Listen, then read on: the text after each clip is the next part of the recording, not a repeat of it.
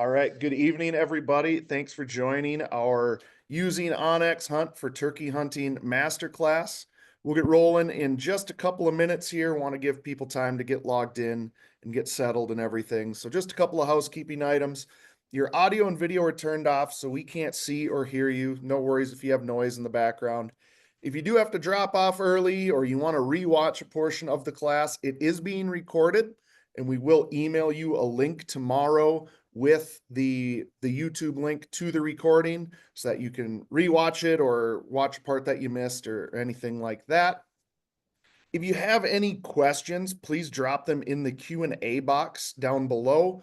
There's a chat. I see people are already saying hello in. Chat's great just to let us know where you're tuning in from.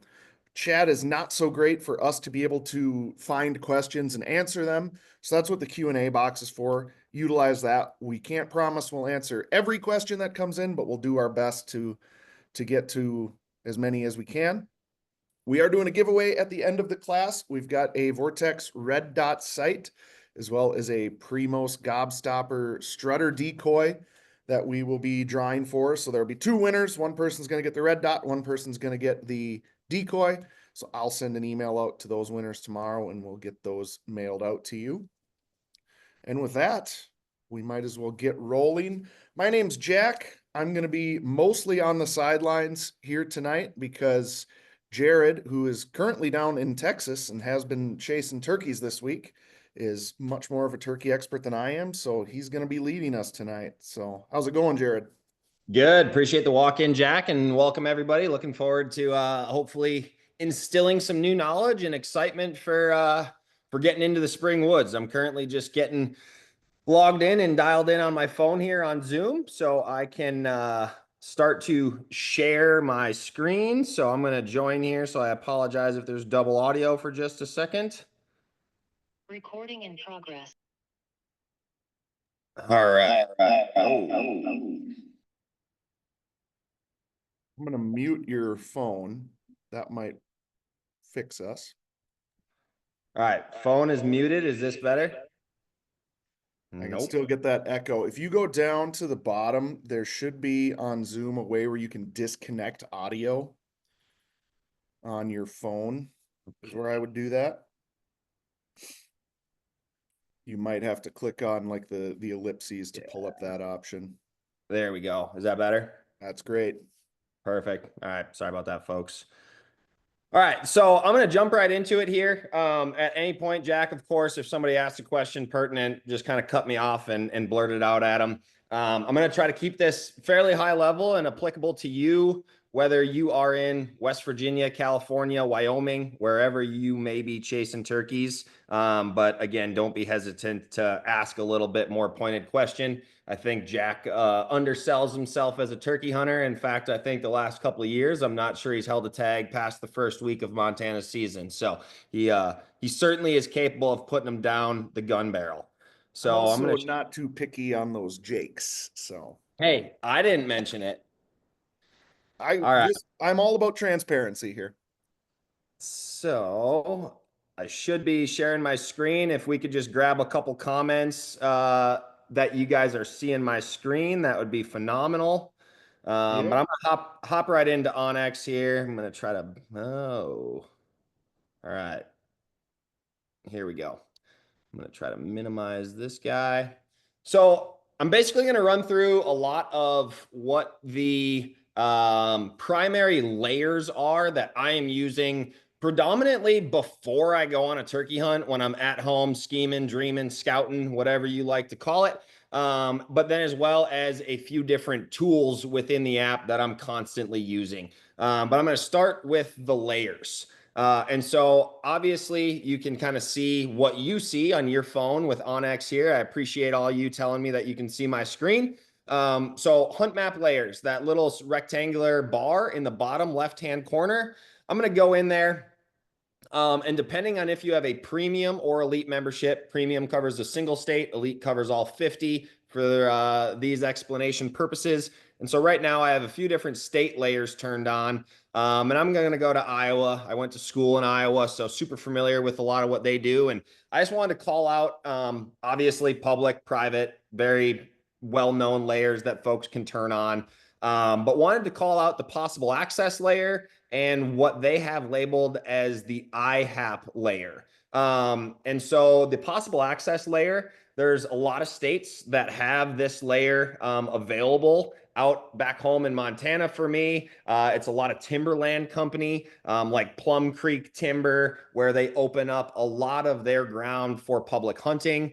If you're like in New York, there's a fair amount of like nature conservancy land that is on some cases open to hunting, some cases not open to hunting. So it's a really, I call it kind of a sneaky layer that generally, it's prudent, and you should do a quick Google search on like nature conservancy near Ithaca, New York hunting regulations. And they'll have, things laid out for you to understand, what particular properties are open, what particular properties are not open. And onX is not going to have those labeled as not huntable or huntable because they frequently change. Some are open in the fall, some are open in the spring. So make sure you do a little bit of due diligence and make sure that you are legal to run around on that ground.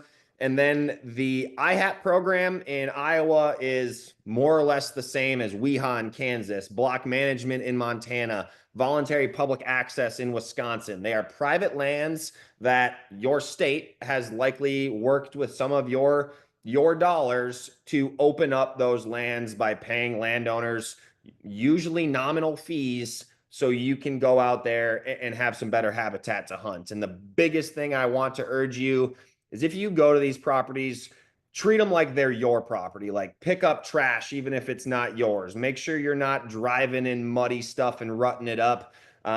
Because I'm guessing a lot of you on this call have seen it. I know Jack and I have seen it firsthand in Montana, where there's an awesome BMA and it only takes one person making one bad move to ruin it for the rest of us. So please be super respectful and treat those with great care, because they're phenomenal programs that a lot of states pour a lot of time and effort into. But definitely check them out, because more often than not, they're not going to be hunted as much just because they're not as well known, and they're going to have great opportunities for you to get on critters. So that's a pretty quick overview on state lands. You can choose any state. Some of them are going to have slight variances, but more or less that's what you're looking at.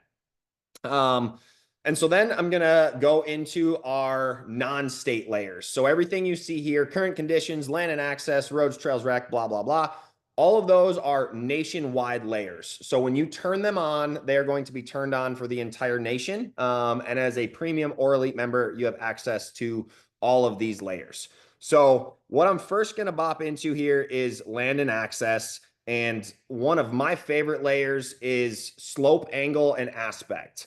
For turkey purposes, I'm interested in slope angle more than aspect. The quick definition: angle is telling you the degree of pitch on that slope. So gradual, steep, flat, what have you. And then slope aspect is going to show you north facing, south facing, east, west. So not real applicable, in my opinion, to the turkey woods. But slope angle, I'm going to quick turn this on. I was turkey hunting in Kentucky last year.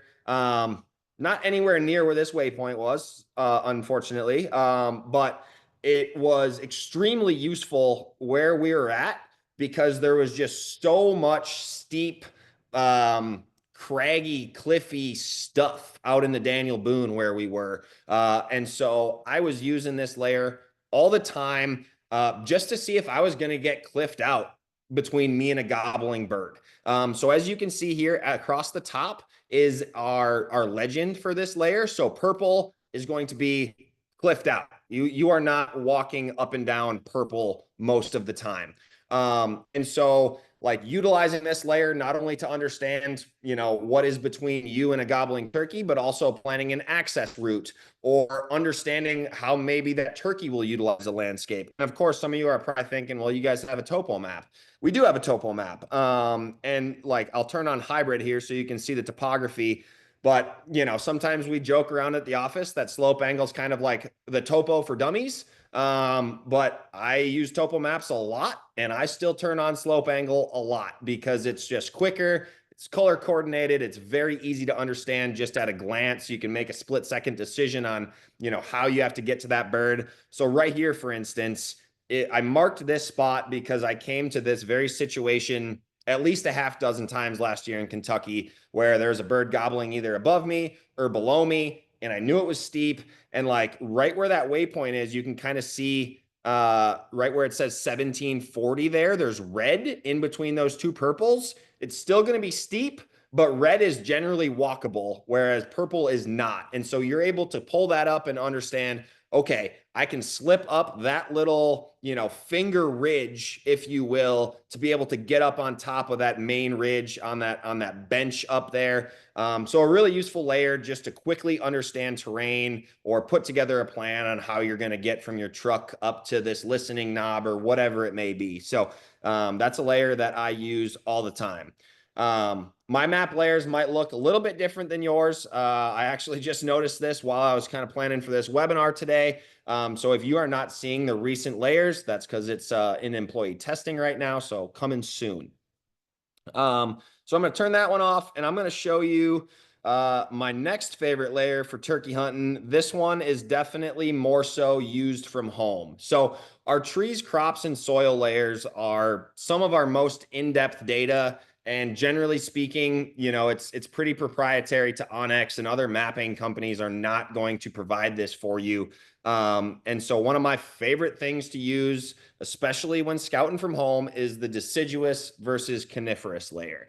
If you guys have ever watched The Hunting Public in particular, they harp on habitat diversity. And habitat diversity really is king for most of the species that everybody in this room probably likes to pursue, whether that's elk, deer, turkeys, whatever it is. They're edge-oriented critters. And so predominantly, I would say I use this layer most when traveling to the Southeast, just because of all of the plantation pine and just more diverse vegetation types as far as coniferous versus deciduous than, a Wisconsin or an Iowa or what have you in that regard. So right here, all of the red that you're seeing on my map is deciduous. All of the orange is coniferous. And just as a quick general reminder with onX, we have no legend because tapping the map is your legend. So if I tap on the map there, you see I tapped on the red. Of course, it's going to give me the property ownership information that you would expect, but it's also going to tell you what I'm tapping in regards to deciduous versus coniferous, deciduous there. So if you're ever unsure of what red versus orange is, tap the map and it'll quickly tell you. So what I really liked about this spot is I'm looking for three main things when I'm e-scouting for turkeys. I'm looking for that habitat edge, be it coniferous versus deciduous, be that an ag field and timber, be that a swamp and timber. But right here, you can tell that there begins to be a really good mix of deciduous and coniferous trees, as well as a main drainage. So right now I have hybrid mode on as far as my base map goes here in the bottom right box. And I almost always run hybrid for the reason of having topo up, but as well as the creek drainages. So as you'll see, this one is a solid line all throughout, which denotes that it is likely to have year-round water. Whereas if I go a little bit north here, you'll see this dashed creek line, which generally is going to have seasonal water, in the spring, early summer, or if you have a big rain event or snow melt, whatever it may be, there's probably going to be water in it. But come August, don't expect it to be wet. So what I really like about this spot is, of course, again, the coniferous versus deciduous, that intersection, that intermixing, as well as you can see this little open area in the bottom and water. Generally, if you can put together diversity, a little bit of open terrain and water, you are well on your way to being very close to a gobbling turkey. So I, again, utilize this one a lot from home. I drop some waypoints, and it's quick areas to check, on that first day out, or when you're scouting, when you get boots on the ground, listening for gobbles and putting a better plan together. So that's kind of my spiel on deciduous versus coniferous. And I'm going to go back into trees, crops, and soil and just quickly touch on acorn producing oaks. I definitely use this more in the fall, but turkeys definitely will eat acorns. I'm no turkey biologist. I wouldn't rate it as their favorite food source, but I have certainly cleaned a fair number of turkeys that had some acorns in their crop. So I'm going to zoom up to Iowa on this one. I believe this is where I marked my oak trees. And so again, within that map layer of acorn producing oaks, if you go into your map layers and you tap on that layer, there are sub layers to acorn producing oaks. So you can see the white oaks are going to be that yellow green color, red oaks are going to be red, and then mixed oaks, which of course we don't have every single different oak classified as far as a pin oak, a water oak, so on and so forth. But generally red and white covers most of the categories, and mixed oaks is going to be a mix of those things. So what you're looking at here is the predominant tree species in any given pixel. And when I say pixel, like this individual yellow block and this individual red block, those are what our provider calls a pixel, which is a 20-yard by 20-yard area where that will be the predominant tree species in that area. And so like this doesn't necessarily mean that these trees are loaded with acorns. We are simply setting you down the narrowed path to understand, okay, this is where predominantly oak trees exist.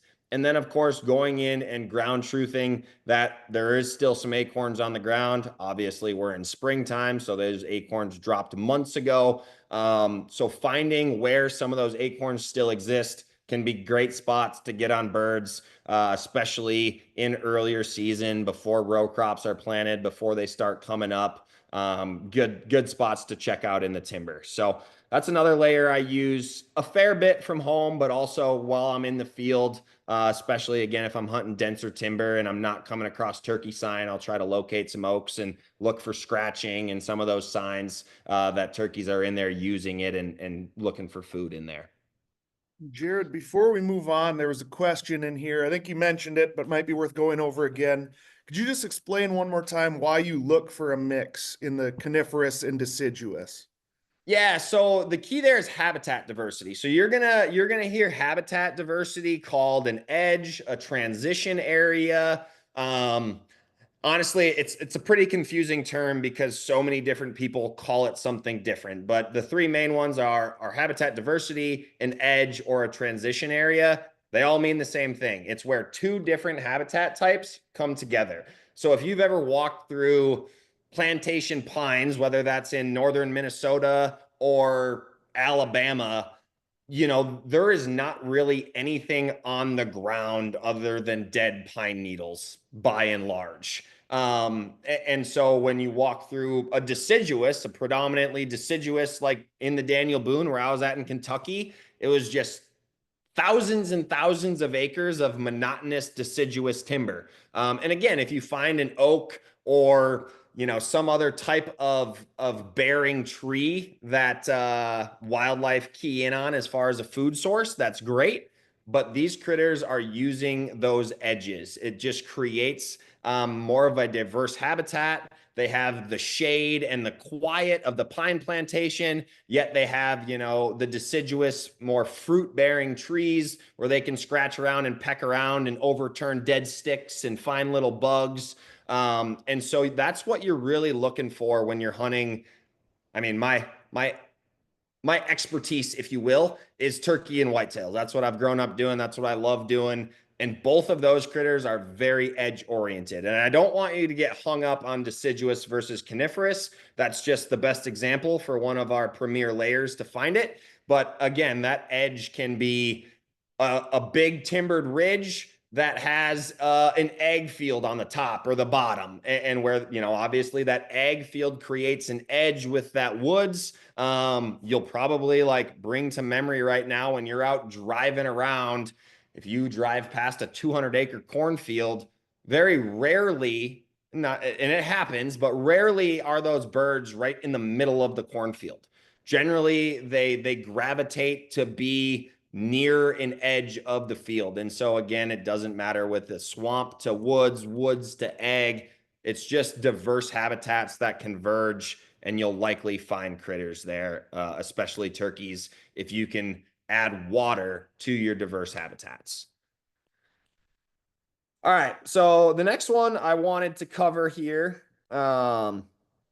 was so I've done coniferous, done acorns. wildlife layers. So we have a layer that we worked on with NWTF, just a quick one here, turkey subspecies distribution. So let's say you're in West Virginia and you decide you want to go chase a Rio or a Merriam. You can quick flip that layer on, zoom in a little bit, and you're going to start to see distribution of birds. So right here, I'm looking at Missouri. As all of you, I'm sure know, Missouri is pretty much just Easterns. And sure enough, subspecies Eastern in Missouri. You go to a state like Nebraska, where you can almost shoot, arguably 3 subspecies along the southern border there. You certainly get some Rios up from Kansas. You get some Easterns on the Iowa side. You get some Merriams on the west side. So again, if you tap that, you can say orange. Okay, Merriams, that's their general distribution as far as where you are going to find each individual subspecies. So a pretty cool layer if you're just trying to figure out where you got to get to if you're hunting down, good old white-tipped bird, or maybe you're looking for a Rio, whatever it may be. So those are my main layers. Oop, I lied. I got two more here for you. Timber cuts. So timber cuts, again, they kind of create that edge habitat, as well as a lot of early successional growth, especially right after a timber cut. But this timber cuts layer is only on national forest lands. But you zoom in here, when you flip on timber cuts, as you can see on my map here in northern Wisconsin, you have these yellow hashed lines within a drawn area, and they show a date on them. So 2017 and 2010 were the 2 times that this was cut. Frankly, as a turkey hunter, neither of those timeframes, fast forward to 2025, is overly interesting to me, because at 8 years old, the 2017 timber cut's probably going to be thicker than all heck. And 2010, honestly, 15 years later, I'm not a timber expert, but I'm going to go ahead and guess it's also going to be fairly thick. You're going to have a lot of trees that are, 20 feet, 15 feet high, and probably not great turkey habitat. But if you find one of those that's 22, 23, 24, those are probably going to have big brush piles. They're going to be pretty low growth, and especially good for hen nesting habitat. And so a lot of places in the Northeast, PA, New York, Maine, Wisconsin, Minnesota, and then of course in the Southeast, Mississippi, Alabama, a lot of timber work happens in all of those states.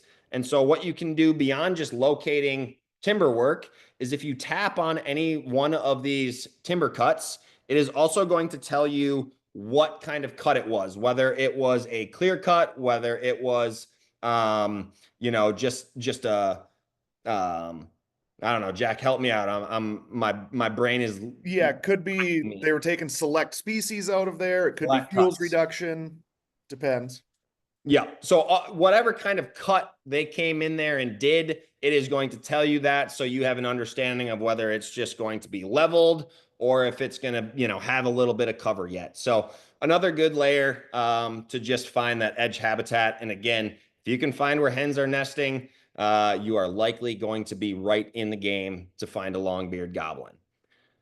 And then the last one I'm going to quick show here as far as layers go is US crop distribution. So crop distribution, super helpful layer, in my opinion, really when you're looking from home to understand, okay, I want to go, I think I have my waypoint for this one in Nebraska here. And just if you wanted to understand what crops you could expect to see. So with this one, you have to understand, have a little bit of a base knowledge of crop rotations. So if crops, if you planted corn in 2024, well, more than likely that's going to be beans in the fall of 2025.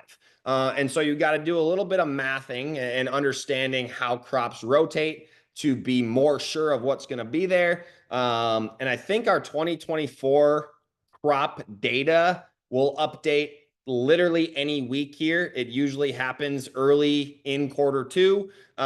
So sometimes it's late March, sometimes it's early April. But right now, if I tap on this yellow field, as you might all guess, that's going to be corn. And so again, you see corn, Yeah, we're still showing 2023 data. So any day now, it's going to update to 2024 data. But it's going to get you well on your way to understanding what crops are where. You know, there's alfalfa. And we actually have, I believe it is 19 different crop species. So if you go into that layer, let's say you don't care about hay, grain, fallow, sorghum, whatever it is. We have most all crops that are planted commercially in the United States are available to be seen on onX. So, I mean, all the way down to peanuts and potatoes. So a really useful layer just to understand predominant food sources that that longbeards might be keying in on in the springtime. I saw somebody ask a question that popped up about fire edges. To be honest with you, hunting in Montana, I have certainly tried hunting some burn edges.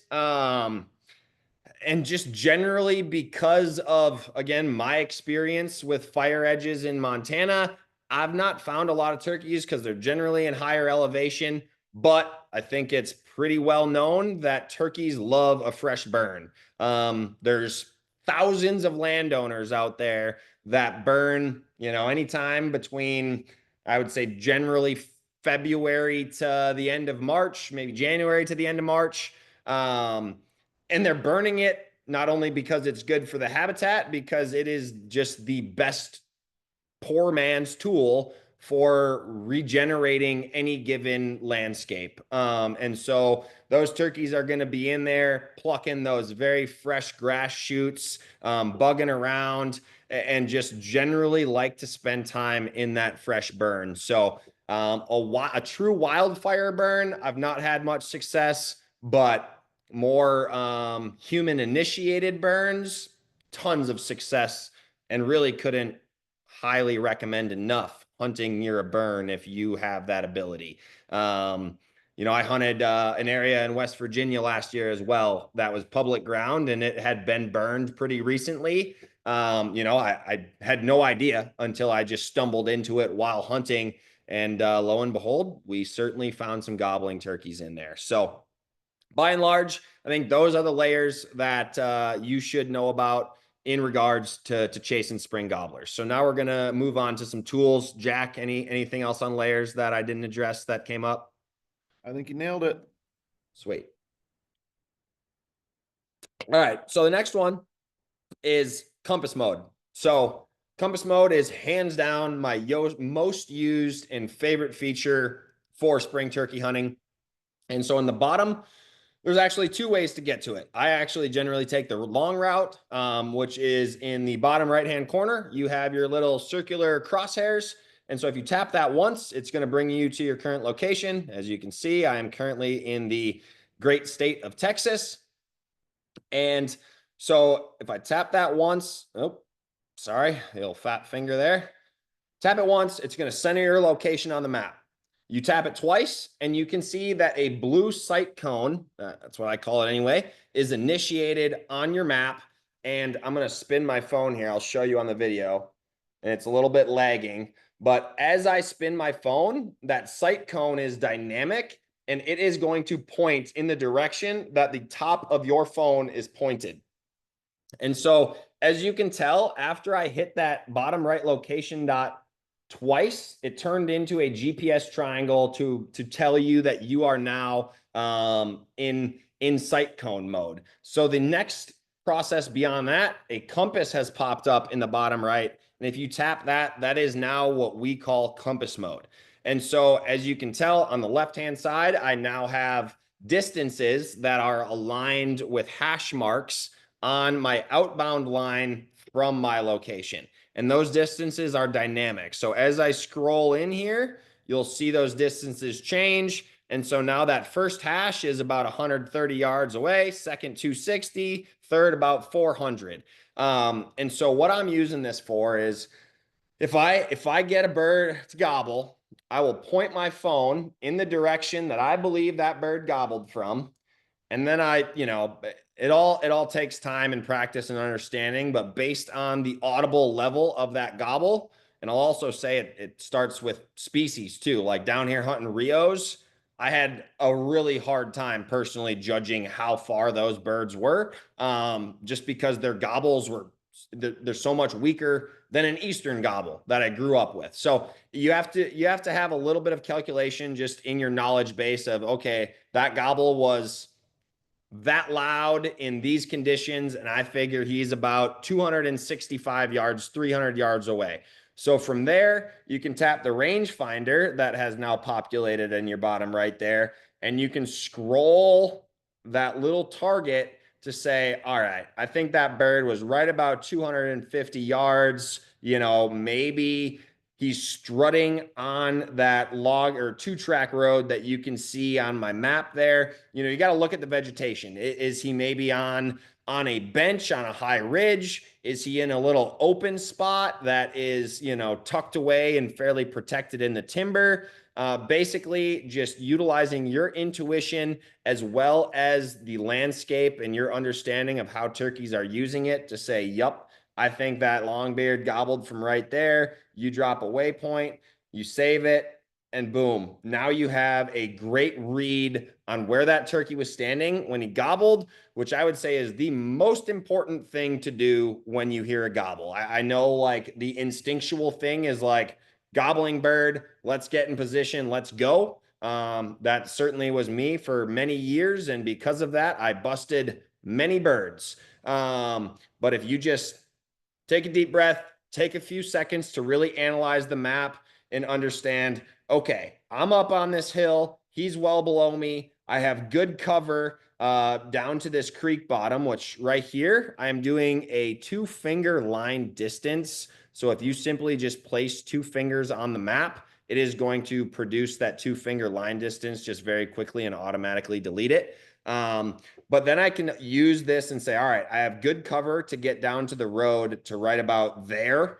At which point, if I could get to there, that puts me within about 180 yards of that turkey. Generally, that's a little bit further than I want to be. I consider that bubble that you want to break with a turkey to be at about 150 yards, 120 yards in an ideal world. A lot of times we do not live in an ideal world and you don't have the cover to get to that. But if you can get inside of his bubble and get a good setup and understand there's not a fence between you and him, there's not a creek, there's not a big giant ditch. It always blows my mind what turkeys are unwilling to cross, especially when a turkey has walked 400 yards to get to you sometimes and he reaches a downed log. I've even had like a turkey just walk up and down, up and down, up and down. And it's like, you can't figure out how to get across it. And so just understanding where you're setting up and that there's not a barrier between you and that bird, that's really what I have found key to success way more often is really perfecting your setup. So that's compass mode. Again, probably my favorite tool in the turkey woods. The other way to access it real quickly in the bottom middle, you'll see tools and you can just hit compass mode. So honestly, a lot quicker way. But for whatever reason, it's ingrained in me to do the old flashlight mode. So beyond that, I'm going to just breeze over some of these other tools in here. Of course we have add a waypoint. I think most of you are probably familiar with adding a waypoint, but you can certainly put a waypoint name, gobbler. You can customize icons. I think we have something to the tune of 93 or 95 different icons. So everything you can imagine from ATV to elk shed to a lot of turkey waypoints, whether it's a roost tree, a hen, a jake, turkey strut. I use this one for turkey tracks, strut marks. So come up with your own system. I highly recommend using the custom icons, but when I say your own system, I'm really talking about colors. So for me, everything I'm going to do in 2025 is this teal color. Whereas last year, everything I did was purple. The year before that was yellow. And so that just allows me, every time I'm dropping a waypoint, I don't really have to like click into it or think about it real long. I know what it means with the icon and I know when it's from with the color. Keeps your map a little bit more organized and just lets you orient yourself quicker. The other tool, again, 2-finger line distance. If I just really quickly want to check a distance, again, all you do is just place 2 fingers on your map. That is going to show you that distance for approximately 3 seconds, and then it's just automatically going to disappear. Beyond that, not much merit, in my opinion, for using an area-shaped turkey hunting. Great for planting food plots because it tells you the acreage of any area you draw. But from a turkey perspective, those are the two tools that I'll really use is compass mode and custom waypoints. Next thing that I'm going to tap into here is our different base maps. So as I alluded to, we certainly have topo, hybrid, which is topography on top of aerial imagery. And then we, of course, just have your standard satellite imagery with no topo lines. Beyond that, we have 3D, which the 3D is a phenomenal feature to use. Again, it helps you understand a topo map a little bit better. But again, if you don't like reading topo or it's too busy, too many lines, you can use that 3D to get a better understanding. And so you can take two fingers just like this, and you can tilt your map once you hit 3D. And as you can tell, that now tilts the map and lets me look across the landscape, if you will. So from there, that's obviously 3D. If you see on the bottom right, it now says LELEV plus. So that stands for elevation exaggeration. And what that feature allows you to do is really distort the terrain. As you can see, it is really distorting this topography here in Texas. What is between where that turkey waypoint is and where I'm sitting up by my blue dot there, I would rough guess looking out my window here, that's probably 35 feet of elevation. And so this is what that looks like in just standard 3D. But then elevation exaggeration really distorts that terrain and lets you pick apart those small nuanced features. And so you're just going to have to, figure out where is comfortable for you in the terrain you hunt with how much exaggeration you want to use. If I'm in Colorado per se, there's not very many places on that landscape where I'm going to crank the elevation exaggeration all the way to the max. But if you're in, say, Kansas or Nebraska, or even my example here in Texas, really cranking it up really allows you to just have a far superior understanding of what that landscape is. So that's 3D. Obviously, 2D is just your standard map. And then these next two are going to be elite only features. So I'll just bop over here to the old great state of Mississippi. And if you tap into your base map cards, once again, you see leaf off imagery and recent imagery. So I'm going to flip on leaf off imagery. As you can read there, it says not available in all areas. I think we have 15 or 16 states that have leaf off imagery available to them. Mississippi is one of them. So I'm going to zoom in here and I'm just going to kind of show you what this leaf off imagery looks like. So this is honestly another really good way to understand habitat diversity. Also, just really helpful to understand what the landscape looks like with a clearer view taken in the winter. That is what leaf off imagery is. It's like some people call it winter imagery. They are taking those satellite images when the leaves have fallen to the ground. And so I'll just show you a quick on off here. So as you can see, it's coniferous, definitely coniferous trees on the top half of my screen. You have this creek bottom of deciduous trees that you can, see through down to that ground level, and then coniferous trees south again. And so I'm going to flip that off. And now it's just a mess of green, right? And now, a more trained eye can certainly look at that and say, oh, yeah, pines to the north, separated by this awesome creek drainage in the middle, and then pines to the south. But sometimes it's not this stark and not this obvious. And using that leaf off imagery will really bring to life what that landscape looks like in the winter. So a great feature there. Was that a question on leaf off imagery I just saw come in from Wisconsin? Let me see. Oh, it's in the chat. Regarding is the timber cuts layer. Says I checked a few in the app of some cuts that were done in the last 5 to 6 years. The imagery doesn't show that there was a cut and still shows old satellite data. The trees are still there. How often is data updated? So asking how often the imagery is updated. Yep. So our current goal is that we have no imagery older than 3 years old.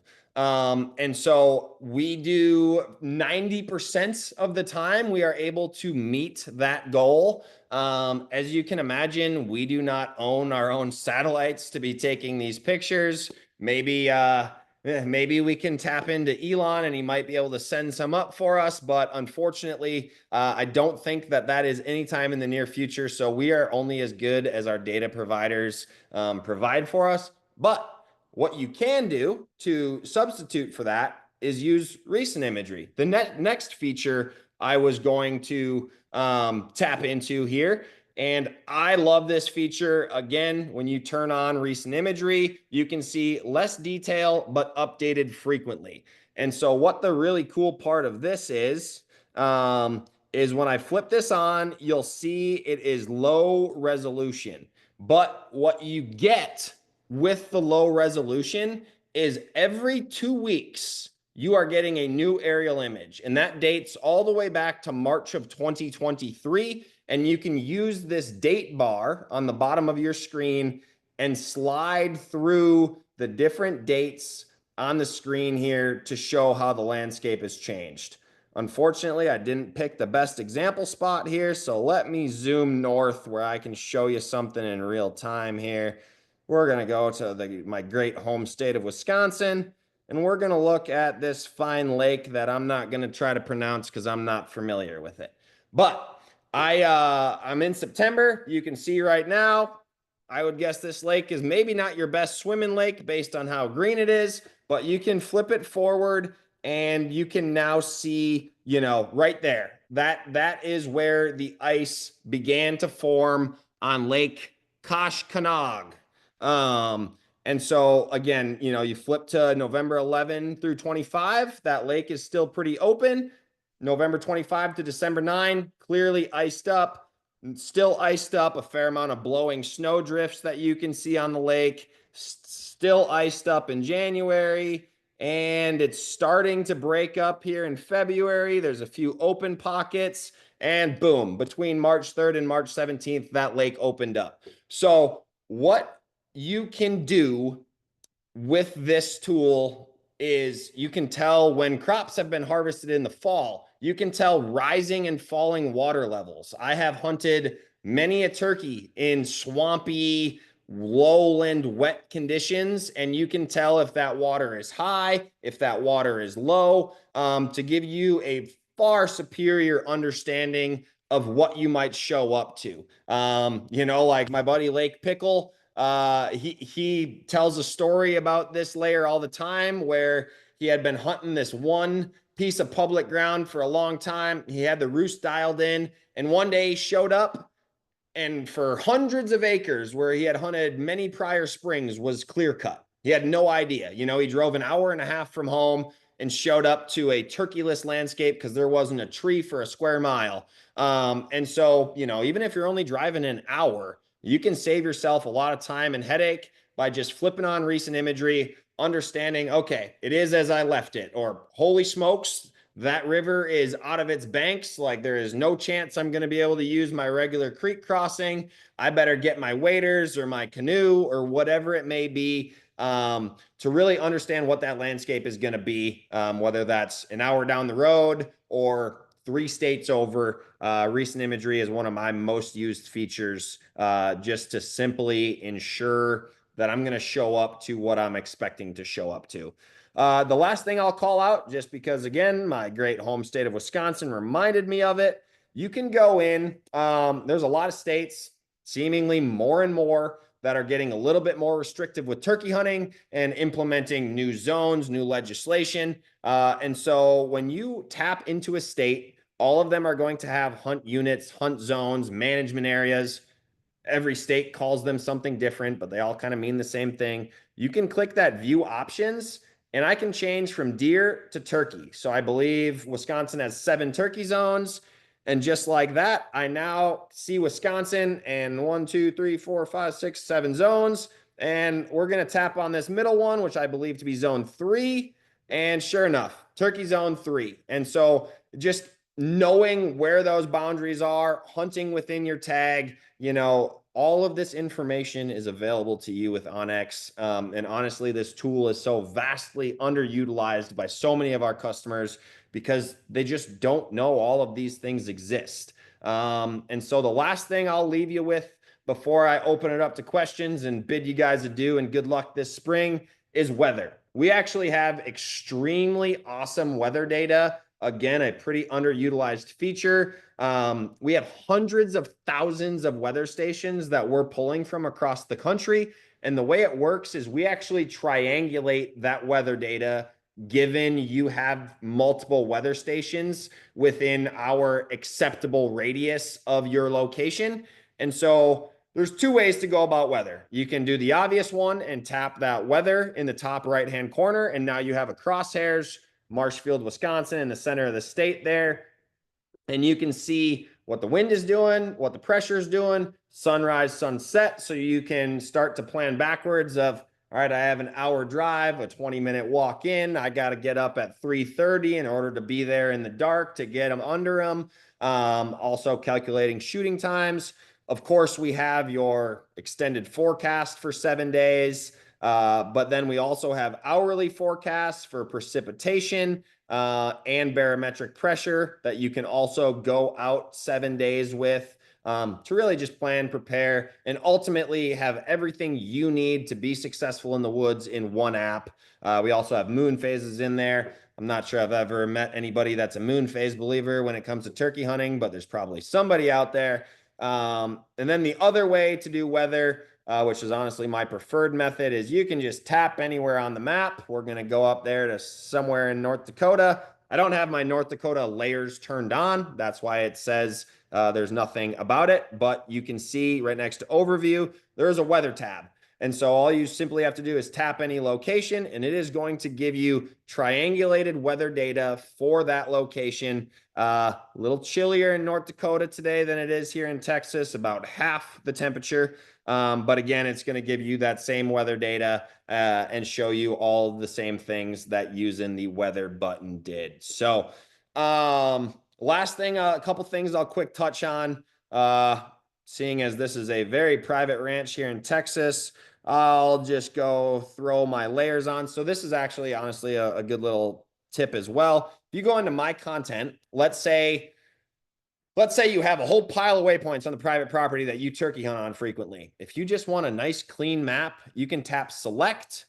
And in that case, you would tap hide all on map. You can see the 2 waypoints that I dropped live with you guys just disappeared. Then if you wanted to show them all on the map, boom, all of a sudden you show them on the map. I am a classic over user of our content. I have been in Texas for a whopping 4 days, and this is what I have laid down in those 4 days. I have a little joke going internally that I always be tracking. I turn my track on every single hunt, every single drive. In fact, Jack and I were shooting the breeze before we hopped on live here that he was out taking turkey drives. I was out taking turkey drives, and not in the sense of me pushing a turkey past Jack, but in the sense of hopping in our trucks and just cruising back roads and trying to find and locate some birds. And I always turn my tracker on when I'm doing that. I know what roads I've covered, what roads I haven't covered. I do the same thing when I'm on a piece of property, whether I'm walking, whether I'm on a UTV. Laying down that track just simply brings more familiarity, more memory, and more understanding to what I did on that particular hunt. As you can see, I have a smattering of waypoints in the great state of Texas. There are no caribou, but there are red stag. So we dropped one on a red stag. Not really sure why. But just utilizing waypoints to help bring to memory what you're seeing, where it was, it's going to make you more successful in the future. And then the last one, hoping you all know about our offline maps, but I'd be remiss not to talk about it. I don't have much service on this ranch here, so you can see my green, my app share here is getting laggy. But now you can see my green border around the map there. That is denoting I have saved a map there. For example purposes, I'll show you what it looks like to save a new map. You can choose different resolutions. As you can imagine, the less resolution, The smaller the size, it is going to eat up on your phone. And all you do is simply just choose your desired resolution. And then you can, just like you're cropping an image on your iPhone, you can drag those corners around and make it whatever shape you desire. And then just the big old red save button at the bottom is going to ensure that you have the ability to use the, for the most part, full functionality of onX Hunt with no service, with a few exceptions. 3D does not work with offline. I don't know, Jack, pulse check me. I'm pretty sure at this point all layers work offline. It's really just 3D. There's a couple like precipitation radar doesn't work offline because Like it the uses live the internet, ones. but right. Yeah. But that's pretty much my crash course on hopefully helping you guys utilize the onX Hunt app with more effectiveness this spring. Jack, what do you got for me for questions in our last 10 minutes here? And before we get into that, Jack is about to drop the giveaway link in the chat to enter. You need to fill it out right now. It's going to close at midnight. So please don't shoot an email tomorrow saying you forgot. It is going to close at midnight. Fill it out right now to win a Strutter decoy and a great Vortex red dot. I was one that used to make fun of red dots, but I am now one subscribed to the red dot plan. Really gives you no excuse to not chop his head off. Yeah, so I've got the giveaway link in the chat there. I've also just turned the chat off right now because in other classes, when chats keep rolling in, that giveaway link gets lost. So it's down there at the bottom for everybody. And we have heard feedback from some people on previous classes that some phones don't like that giveaway link. It's like a security feature. You might have to copy and paste it into a browser or write it down, throw it on a post-it note, and get entered after the class or something. We've just heard from some folks that it wouldn't let me click on it. So you might have to always take a screenshot of it on your phone and then just type it in. Yeah, but fill that out. Yep. So a couple questions here. This should be a quick one. Scott asked Jared, what time period did you get in Wisconsin? Scott, devastatingly, for the first time since I could walk, I am not going to return home to Wisconsin to hunt a gobbler. It's weighing on me. The 20-hour drive from Western Montana twice a year gets a little tough. Let's see. You've hunted an Osceola turkey before, I think a couple times. Anything special to look for or tips for Osceola birds? The only thing I know about Osceolas is they say they don't gobble as much as Easterns. Exactly what I was going to say. My experience with Osceolas is they generally will sound off some real early. You know, every day is different. High pressure versus low pressure, cloudy versus sunny, windy versus calm. But like my kind of gobble time cutoff generalized for an Eastern is like 8:39, whereas an Osceola, you know, what let's call shooting time at 6:45. Eastern is like that 8:39. Osceola is going to be like 7:30. So I would be aggressive. Osceolas, again, in my experience, are the most aggressive subspecies of turkey. They love to beat up a decoy. So getting a male decoy in your spread is something I would recommend. And then honestly, stick it out. I mean, it's tough down there when they're quiet. But there's a lot of sandy soil. So really key in, look for those strut marks in the sand, look for tracks. You know, that sand doesn't hold sign that long generally. So if you're finding strut marks, if you're finding tracks, and a quick tip on tracks. So, you know, if you see my three fingers right here, all these three fingers are more or less the same length. If you see that, that's going to be a hen track. A gobbler track, this middle finger, the old bird, is going to be noticeably longer than his other two toes. And so that's just a good distinction of whether you're on hen sign, whether you're on gobbler sign, but be aggressive, chase those gobbles early, get a male decoy out there if you're a decoy type of guy, and just stick it out. The only way not to kill a turkey is not being in the woods. Kind of along that vein, I love this question from Greg. He said, what is one thing I must do and one thing I must not do as a 61-year-old rookie hunter. Well, first of all, good on you for trying something new at 61 years old. That's fantastic. I hope I'm still trying new things when I'm 61, but Greg, that is the best question I've gotten on a webinar. So please throw the email that you run onX in the Q&A, and Jack and I will be sure that you, if you don't already have Elite, you're going to have Elite, and it's going to be on us for a few years because that's phenomenal. One thing you absolutely should do is, I'll go ahead and assume you have a wife. Annoy the hell out of her at home and be proficient calling. You don't need to be, a Dave Owens or a Will Primos on your calls, but it really helps to have the different sounds in your repertoire between cuts, yelps, clucks. The purr can be really effective. And so I would say practice your calling. And if somebody's going to, murder you in your sleep in your household, the truck and commuting is a great time to do that. Open a window, don't blow your ears out. So I would say between that and really, really paying attention to your setups. There's so much nuance to setups that it's hard for me to really dive deep in what I mean there. But for instance, fences, creek bottoms, you want to avoid trying to get a bird across those things. The other thing I also always try to avoid is I try to take the high ground. If a turkey is above you, he can see down and his perspective is so much greater when he gets to that 70, 80 yards. He's going to do one of these and he's going to look around. And if he don't see what he's looking for, you're probably going to be burned. And so if you can get above that turkey, call him up to you. He's going to have less perspective, not be able to see quite as well. And then just depending on your mobility, there's two schools of thought. There's my school of thought and my dad's school of thought. My dad is 100% willing to sit on the same tree for 3 hours to kill a longbeard.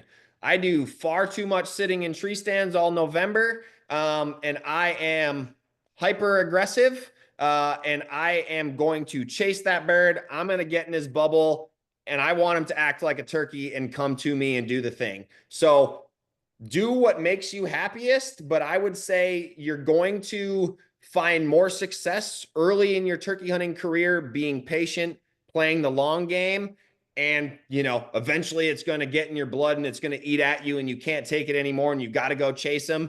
And early in your career, you're going to screw up way more than not. You're going to go too far. You're going to not go far enough.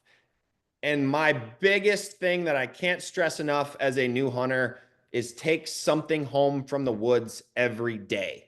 Learn something. Analyze what went wrong. What did you do right? Hell, I even throw it in my notes in my iPhone sometimes of whatever the case may have been. Sit 15 minutes longer than you think you should have. I equate talking to turkeys kind of like a middle school relationship. And so sometimes you're firing texts back and forth as fast as you can receive them. But then that girl goes quiet on you or that boy goes quiet on you. And all of a sudden you start scratching your head. Like, did I say something wrong? Did I do something? And then you're like, I gotta fire him another text. Turkeys is kind of the same way. I love to talk to him, and then shut up. Especially if they don't really seem to be gaining that ground. So often it makes them curious and they just can't take it and they got to come to you.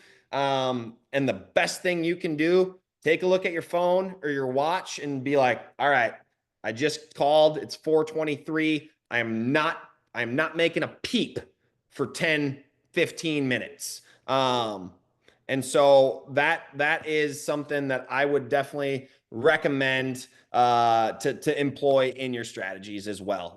Make that bird think about it.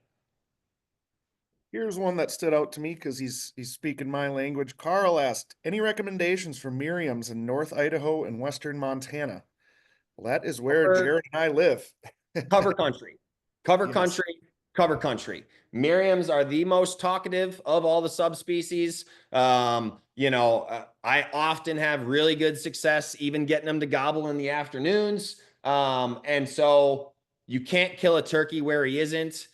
And frankly, like if that turkey ain't gobbling, even if I know he's there, I'm on to the next. Like that is what it is about to me, is the communication between hunter and critter. And so, get on a logging road and don't be afraid to walk 10 miles. I honestly walk more in Montana in April and May than I do in September elk hunting. I've had 18-mile days turkey hunting because I'm just covering ground looking for a gobble. And you can do the same thing from a road. You find a good road system, drive a few hundred yards, turn the truck off, give it 100 seconds, hop out, leave your door open. Yep.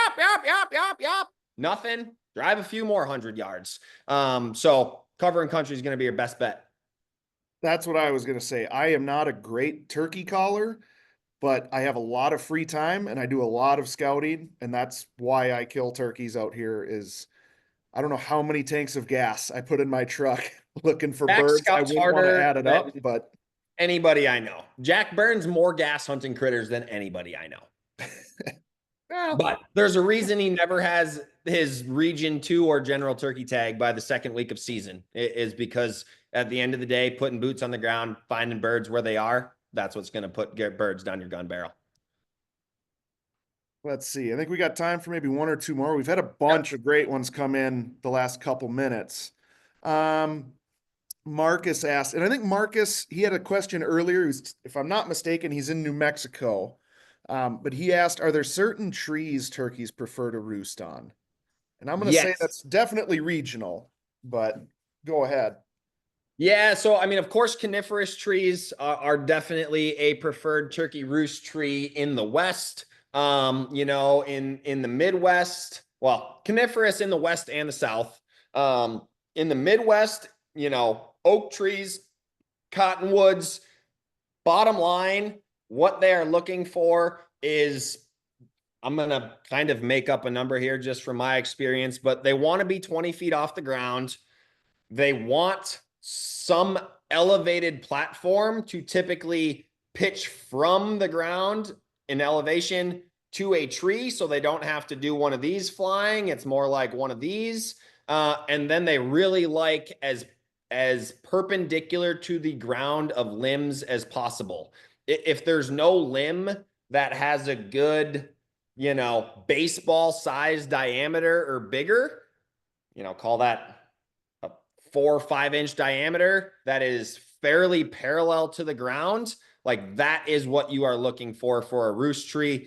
The other great thing about, at least again, in my experience and opinion, Merriams and Rios are fairly habitual roosters. And if you put boots on the ground, you can find heavy amounts of turkey shit under habitual roost trees.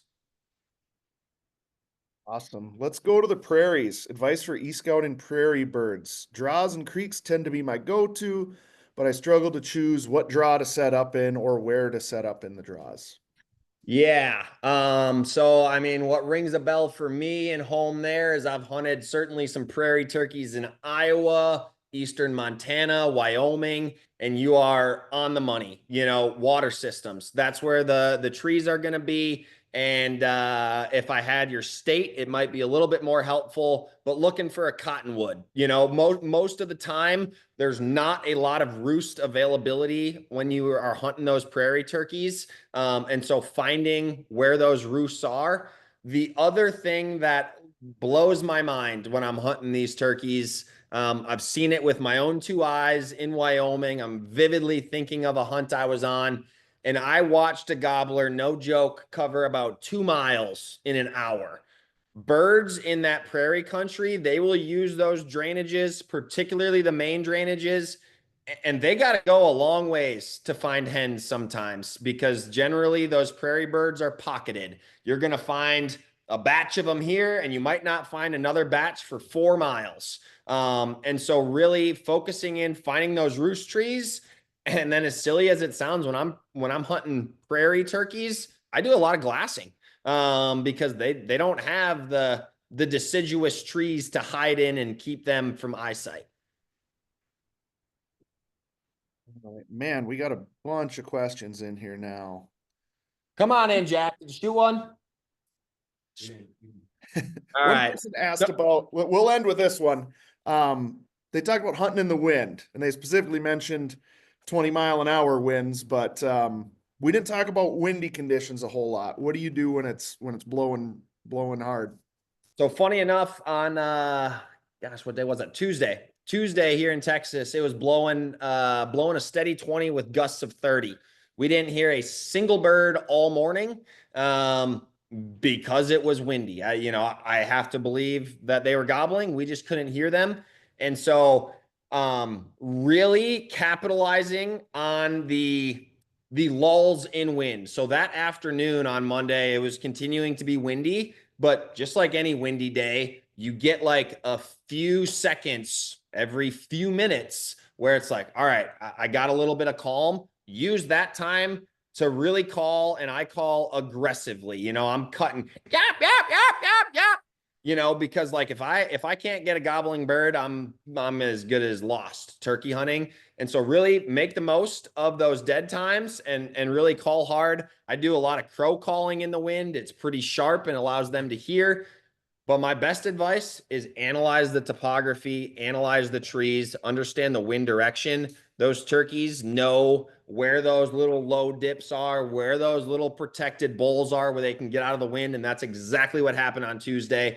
We got out there, and we ourselves kind of got in a little low spot where we could hear pretty well. And we were just using those wind lulls. Every time the wind laid down, I was hammering on my calls, and we finally got one to respond. And we made a big looping sneak around him, ended up getting into that bubble about 120 yards from him. I ended up calling. Now, of course, when they're that close, you can hear them in most any wind, unless you're in a hurricane. Ended up bringing them right down the gun barrel. And again, this is where I went to trying to learn something from that hunt. After shooting that turkey, I went exactly to where I thought that turkey gobbled from. And sure enough, there was just this little low spot on the leeward or downwind side of a big cedar thicket. And there was next to zero wind in just that little dip low spot. And I would wager to bet that those two longbeards that came in probably sat in that little low protected area for most of the day. Turkeys can't hear in the wind, just like you. Everything's moving. A lot of turkeys' eyesight keys in on movement. And so turkeys don't feel that comfortable in the wind. They're a little bit more vulnerable. And so they're going to find a spot where they can just chill out, peck around. Turkeys have no agenda. And that is the most frustrating thing about them. They are going to do exactly what they want to do at any moment. And that might be sit in the same 2 acres for all 12 hours of daylight. So analyze the topography, understand the wind direction, and try to put together where some of those low, calmer spots will be. Awesome. Well, with that, sorry, folks, we weren't able to get to everybody's question, but we could probably be here until the wee hours of the morning if we were still talking them all. So, thank you, Jared. Thanks everybody for joining us. I'm super amped up for turkey hunting. We have 11, 12 more days before it opens in Montana here. So I'm counting down the days, but, if your season's open, hope it's been good so far. And if you still have a wait, hopefully that wait doesn't take too long. Jared, Yeah, any I final really words? appreciate you guys showing up. Honestly, if you guys have turkey questions, shoot me an email. Jared, Jared, period, Larson, Larsen, at onxmaps.com. Put in the subject line, turkey question. There's nothing I love more than talking about trying to shoot turkeys and get on big mature whitetail bucks. So appreciate y'all coming out. Have a great spring. Be safe out there. And I hope there's many longbeards gobbling for you.